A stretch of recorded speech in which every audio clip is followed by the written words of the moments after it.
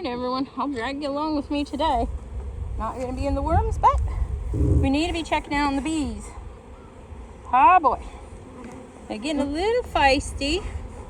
I got to check to see if they've, these boxes were flipped earlier this spring, so just going to make sure they've recycled again. Everything's hatched out. Their numbers are getting very large. It gets scary.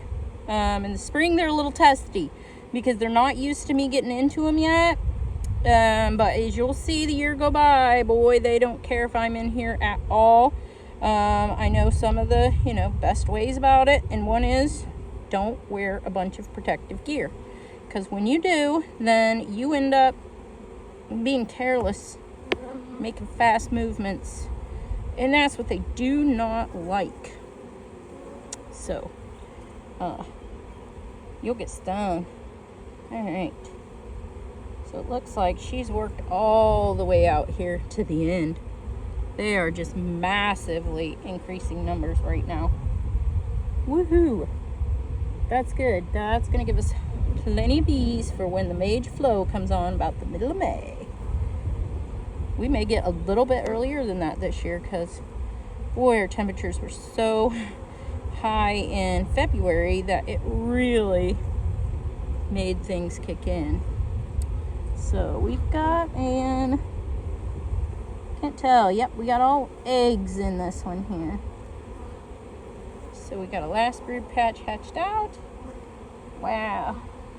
And another good solid center there. Already laid back in. So you'll see that progression where they hatch from the center out, because that's like how they're laid. So the younger ones hatch first and the older ones out to the edge hatch later. So that's what we just seen there. Here's the top corner patch here, and then they're closed and they'll just continue closing on down. Oh, we got older and relayed eggs. Yes, bunch of eggs coming on there. They would have been treated, oh goodness, earlier this year, back in February. Usually they're not laying huge amounts that early, but this year you can bet they were. So we've got a lot of nice new larvae coming in here. The hive is just packed full. Everything looks spectacular. Let's see, I think I got this last one here. I can go ahead and open up. And it looks like this side has not hatched yet. So she would have been cycling from this end of the box to that end.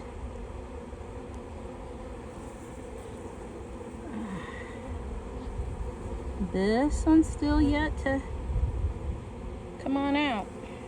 Hatch on out. You get another side on this frame. She's got about the whole thing yet to hatch out. So this one would have been laid last during our last cycle through the box. Okay, so that one's all gonna hatch out, and then she'll come back and she'll lay in there. I always like to put my frames back in the same spot. What I don't want to happen, they always like to leave a lot of pollen out here on that second end frame, and if I move that into the center with it being pollen bound, then it's not going to allow her to lay there. Okay, we look there, that looks gorgeous. She is cranking out bees like crazy, which is good, and that means this colony is absolutely not stressed in any way, shape, or form. And my number should be really low since we've treated. She's out here really increasing the size of these brood patches already. It's middle of April though, so they're going to be wanting to swarm here pretty quick. My guess is this top super is another box full of bees. So I'll need to get the queen excluder on there so that she does not lay up there anymore. And those bees will come back down, and then they'll fill that full of honey. And then oh, that made them mad. That one popped off pretty hard.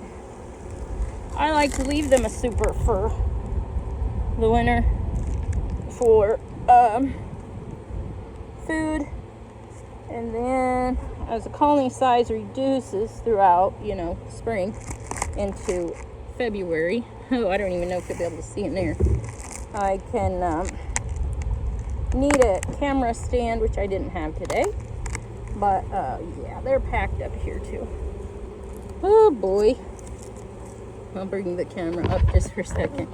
Yeah! We're about out of space here. I'm going to need to get a couple supers added just for the space on these guys. I'm going to guess there's probably some brood in here. I will only pull one frame to see if that's the case. And then if it is, I'm going to have to take notes. I couldn't get my van down to the bee yard because it was too wet. So I did not attempt it today. So I brought the four-wheeler, which means I'm not able to bring a whole lot of equipment. She's got a few on this frame down low. So those are going to be drones. Most likely, or it's possible too that she could want to put queen cells in there. But she does have some drones there. Doesn't look like, yeah, she's got some eggs here. I was gonna say, it doesn't look like she's gonna want to come up here and lay, but absolutely, yes, she has. Oh, lady. That's all right. The hot air's up here, so in the winter when it gets really cold, heat rises. So if your numbers are going low, let them get up there. There's your food usually left up there. And you can definitely save a colony that way. And then I just come in the winter. If I notice that happening, I'll remove the bottom box because it's usually empty because there's no heat down there. Okay, so then we reduce their box size without losing a lot of heat because I don't like to crack that top too much. I go ahead and let them propolize that up, and then if you keep the lid on, see all that air is not going to escape like that when the heat rises when you pop that lid. Now the ambient temperature of them frames is probably going to stay warm enough, but I just take every precautionary measure possible. Oh gosh, there's so many bees on that lid. And this one definitely needs to be supered for space. Although I've made note, and I'm not going to do that yet because you notice most of those frames had already hatched out and all they have is eggs in them, which means obviously that those ones that she just laid aren't going to be hatching for a while. Now if we get super cold, I'm not going to want all that extra space because it's potentially going to chill our brood. A lot of little factors that you've got to think about to make sure you're not stressing your colonies. Woo! Those guys look fantastic. All right, I can set you. I don't think I could set you up at the next one, but I'll find another beehive where one is a single next to it or something so you can see what's going on in there. Checking them after I've reduced sizes to conserve heat, keep them from getting stressed. And look at the front here. They're just coming in like crazy. This is an awesome. Oh, drone. I'm sorry to have gotten so excited. Yeah, I'm trying to get him to buzz. Like if I, get him.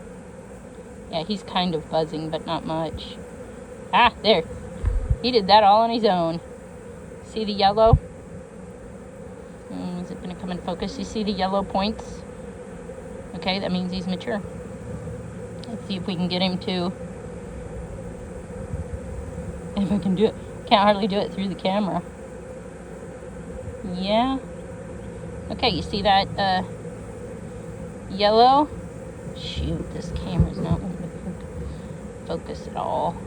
What a piece of junk. Sorry, I don't mean to sound so negative. I wanted to show you that yellow spot because the yellow spot's what I've got to take and put in the syringe to conserve these genetics. All right, guys, we are ready to rock and roll. We'll see you in the future.